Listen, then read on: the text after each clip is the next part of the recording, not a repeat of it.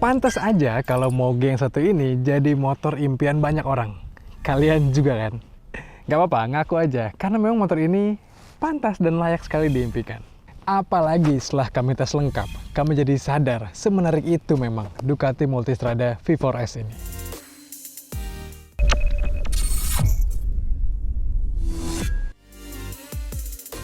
Biar nggak jadi impian semata, kalau kalian udah masukin motor ini ke list motor impian kalian, kalian tentu harus siapin tabungannya juga, teman-teman.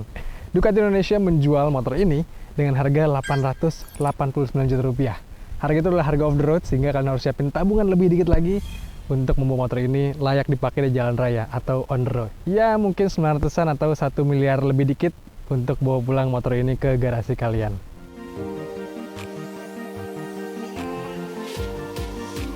Mari kita bahas soal desainnya. Tentu Ducati Multistrada itu makin kesini makin ganteng, teman-teman.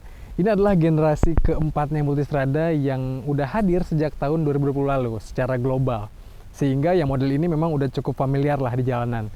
Dan kalau untuk urusan desainnya sih, memang Multistrada ini khas banget nih. Gambot di depan, agak ramping ke tengah, dan khas motor adventure. Sehingga kalau kalian memang udah suka sama moge bergaya adventure, rasanya sulit untuk nggak suka dengan desain dari Multistrada ini. Multistrada secara arti literalnya adalah multi-road. Makanya desain motor ini dirancang agar siap dibawa ke segala medan.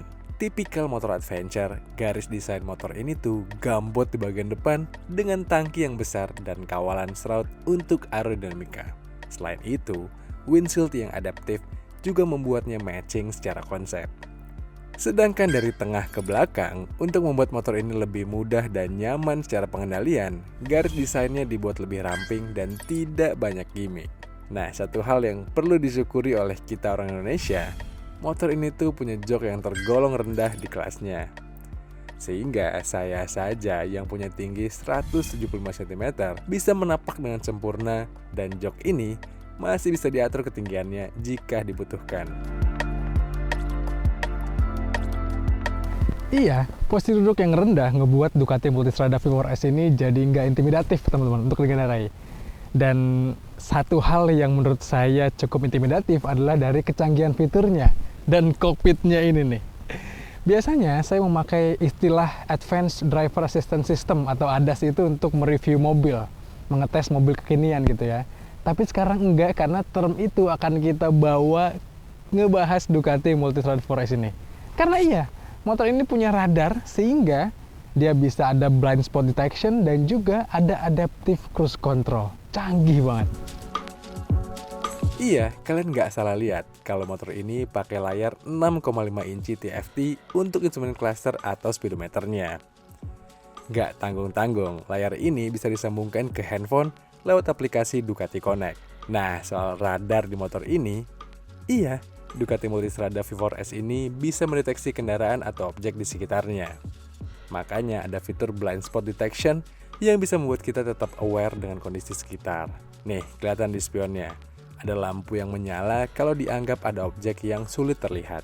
Terus ada adaptive cruise control. Yes, motor ini tuh bisa ngegas dan ngerem sendiri. Jadi, kalau kita lagi touring di jalanan bebas hambatan, benar-benar bisa ngebantu banget. Ya, bagaimanapun sistem radar yang canggih ini memang di Indonesia saat ini masih belum ramah untuk dipakai, teman-teman. Menurut kami masih sedikit banyak agak gimmicky karena ya memang peruntukannya agak kurang pas ketika dipakai di jalanan ibu kota yang padat di Indonesia. Sehingga kerap kali kami nggak memakai fitur itu ketika berkendara di Indonesia, di Jakarta tepatnya. Lalu, selain fitur-fitur itu yang terasa gimmicky gitu ya, teman-teman, fitur yang menjadi basic, menjadi standar di Ducati Multistrada V4S ini ya lengkap. Nah, tadi saya cerita kalau mengendarai motor ini tuh nggak intimidatif, teman-teman. Sehingga ya menurut saya sih jadi ramah untuk dipakai segala macam jenis atau karakter pengendara. Kalau kalian pemula sekalipun, ya rasanya nggak akan takut nih naik motor ini. Tapi satu hal yang menurut saya perlu jadi pembiasaan adalah posisi stangnya yang cukup jauh nih.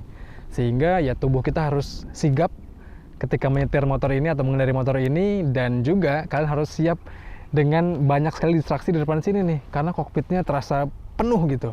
Ya tapi itu perlu pembiasaan aja lah, karena motor ini memang sejatinya nyaman dan juga ergonomis. Belum lagi karakter bantingan suspensinya itu sangat bisa kita atur mau kayak gimana karakternya teman-teman. Adaptif dan juga canggih. Karena motor ini ya elektronik sistem suspensinya dan kita bisa mengatur karakter seperti apa yang kita mau. Mau pilih agak keras, agak empuk, atau mau pilih untuk karakter jalan berliku-liku, ya motor ini bisa disesuaikan dengan karakter yang kita inginkan. Multistrada V4S ini dilengkapi dengan Ducati Skyhook Suspension. Dengan adanya fitur ini, sistem elektroniknya akan mencoba mengatur suspensinya agar posisi sasisnya tetap lurus mendatar, sekalipun kita melewati jalan bergelombang. Belum lagi, kita bisa mudah ngeset karakter suspensi yang kita mau. Bisa dibuat lebih empuk atau lebih keras. Bahkan, kita bisa atur juga kondisi kita berkendara. Apakah sendiri, berdua, sendiri dengan barang, atau yang lainnya. Desain udah, suspensi, handling udah, dan fitur pun udah kita bahas. Tapi yang gak kalah penting adalah performanya. Dan sebelum kita bahas itu, mari kita dengerin dulu suara mesinnya nih.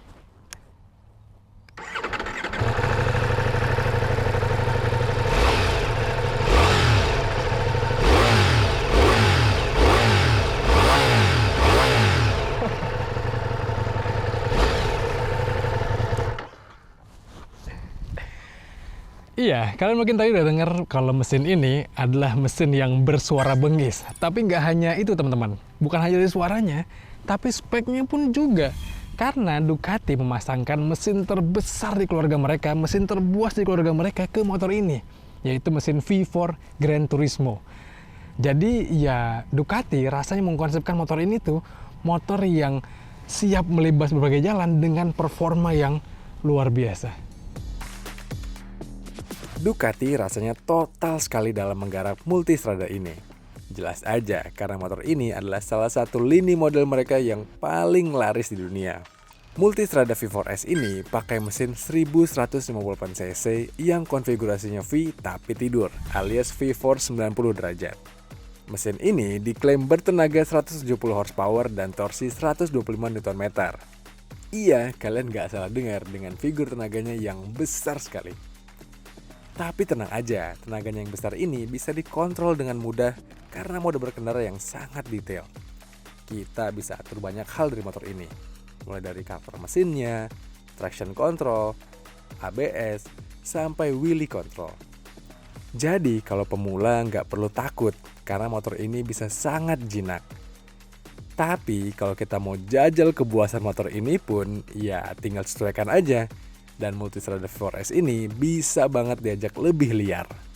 Satu hal yang paling saya suka dari mesin Gran Turismo V4 ini adalah kecanggihannya dalam beradaptasi. Di mana mesin yang standarnya V4 bisa berubah menjadi V2 alias mematikan sebagian mesinnya agar lebih efisien dan tidak panas. Mekanismenya disebut dengan deactivate the rear bank. Jadi kalau lagi cruising santai atau lagi berhenti lampu merah, mesinnya jadi lebih kalem. Menariknya, karakter mesinnya ini tuh cukup smooth di tarikan bawah, teman-teman. Dan juga karena emisi mesin ini diatur sedemikian rupa, agak rendah, Euro 5, teman-teman, sehingga ya di tarikan bawah pun kalau kita pakai cruising di perkotaan, suaranya itu nggak bikin ganggu orang sekitarnya. Karena knalpotnya juga standar, teman-teman. Dan keuntungan dari karakter mesin yang seperti ini, kalau kita pakai mode urban gitu ya, dipakai di perkotaan, di kemacetan, itu tuh membuat kita nggak jerky ketika buka gasnya. Jadi nggak ada rasa motor yang kayak mau seruntul gitu ya. Kita bisa mengendalikan motor ini dengan sangat mudah dan itu jadi menguntungkan kita kalau dipakai di perkotaan yang padat. Di sisi lain, kalau kita mau agak nakal sedikit, mau agak mencoba performa mesinnya, tinggal ganti mode berkendaranya ke sport atau kita losin sistem berkendaranya sehingga kita bisa dapatkan performa yang buas layaknya mesin V4 dari Ducati. Karena teman-teman, setelah kami tes, motor ini tuh ditarikan tengah memang jadi plot yang paling mantep buat dia nih. Rasanya motor kalau udah main di putaran tengah itu kayak bener-bener tenaganya tuh jambak banget. Ditarikan atas pun demikian teman-teman. Walaupun karena bodinya bongsor dan ya aerodinamikanya nggak sebaik Panigale, ketika ditarikan atas itu memang kita harus ngelawan angin gitu ya. Jadi handlingnya mungkin agak perlu dibiasakan gitu. Tapi ditarikan menengah sih ini plot mesin yang rasanya peaknya nih. Sehingga ya kalau kita mau agak nakal-nakal di rute yang bebas hambatan, lagi touring gitu ya, ini motor yang pas banget nih. Nah, tapi bicara soal dipakai sehari-hari di jalan macet di perkotaan dan di siang hari, tetap aja perlu waspada sama panas mesinnya. Karena bagaimanapun, dengan mesin V4 90 derajat itu, artinya header motor ini tuh posisinya di bawah jok banget. Makanya kalau lagi agak panas, daerah yang terserang ya paha atas dan bokong kita nih. Selain itu, kalau dipakai harian sih siap-siap aja sama konsumsi bahan bakarnya yang boros. Diklaim sih bisa sekitar 15-an km per liter.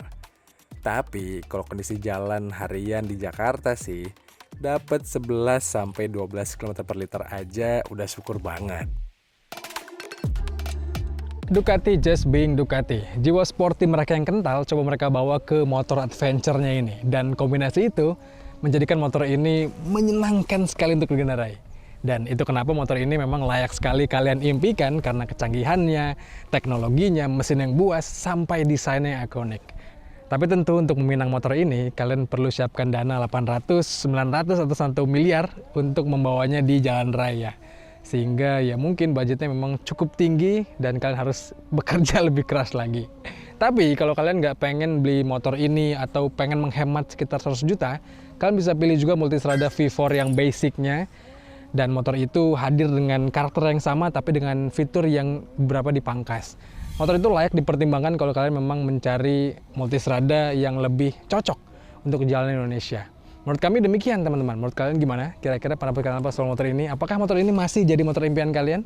Coba kalian sampaikan di kolom komentar video kali ini. Dan seperti biasa jangan lupa untuk baca ulasan lengkapnya di kanal Detik Oto dan juga tonton video dari kami di kanal 20 Detik dan juga YouTube Detik Oto. Jangan lupa untuk kalian subscribe juga. Kalau gitu teman-teman sekian aja, saya pamit, stay safe dan bye-bye.